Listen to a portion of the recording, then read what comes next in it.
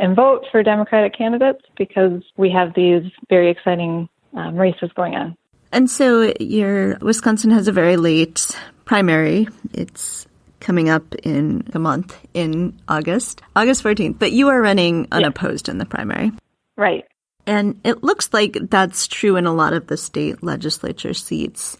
Is it your sense that there are more Democrats running than usual for state legislature seats? More people challenging? Oh, definitely. I think we're at record numbers. I mean, I think it's under 10, the amount of seats that are running unopposed, but that could be different because I know that there are a couple of people that didn't get on the ballot that were attempting to. But I think the Democratic Party has done a great job of getting candidates for the state legislature.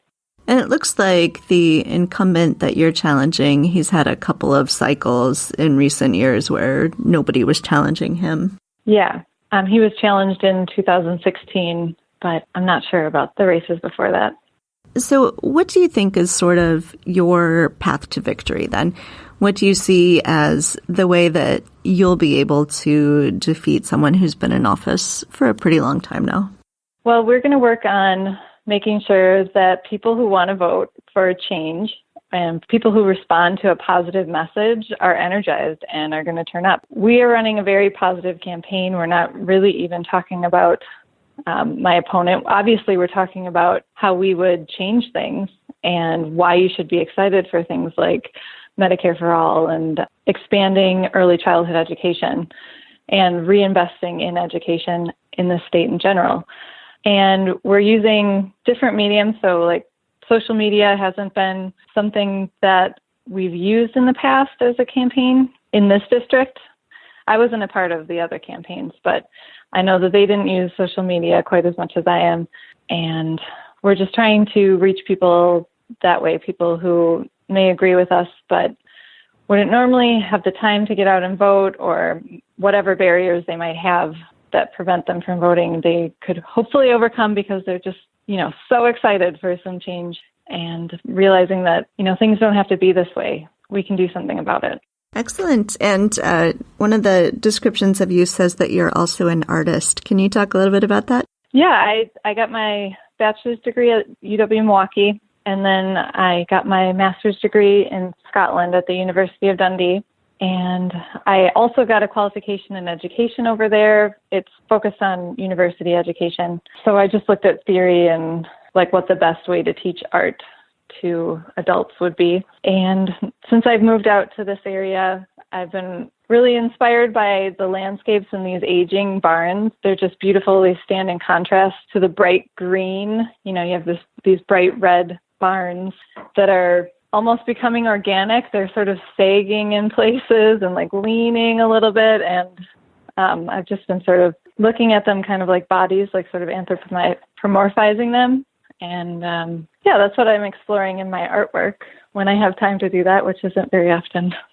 And, some people think it might be a strange jump to go from art to politics. But I think that a lot of what artists do is observation and thoughtful consideration and creative problem solving. And that's the kind of thing that I'd like to bring to office. I love that. And if people would like to learn a little bit more about your campaign, maybe make a donation, how can they do that? We have a Facebook page. It's Erin Tracy for Assembly. And we also have an Instagram, which is Building Bridges Campaign. We have a website that is buildingbridgestogether.com, and I think that's all of it. Okay, great. So we'll put links to those up on our website as well. And I know we have some Wisconsin listeners, so maybe they can make their way over to your district and help as well. Oh, definitely. It's a beautiful time of year, and we've got some wonderful landscapes out here. Obviously we wouldn't do the canvassing in this area, but Hartman Creek Park, I love it. It's absolutely gorgeous, and it's got beaches and, trails, and it's a great time of year to explore in that park. All right, great. Well, thank you so much for talking to me. This has been fun, and I wish you a lot of luck in your campaign. Thank you. Thanks for listening to Two Broads Talking Politics. Our theme song is called Are You Listening? Off the album Elephant-Shaped Trees by the band Imunari, and we're using it with express permission of the band. Our logo and all original artwork is by Matthew Weflin and is done expressly for Two Broads Talking Politics. We can be found on our website at twobroadstalkingpolitics.com. You can reach us by email at twobroadstalkingpolitics@gmail.com, on Twitter at twobroadstalk, on Facebook and Instagram, and you can support us on patreon.com. You can find our podcast on Apple Podcast, Stitcher, Google Play, Spotify, iHeartRadio, TuneIn, and anywhere podcasts are found. If you are interested in advertising on Two Broads Talking Politics, please email us at twobroadstalkingpolitics@gmail.com.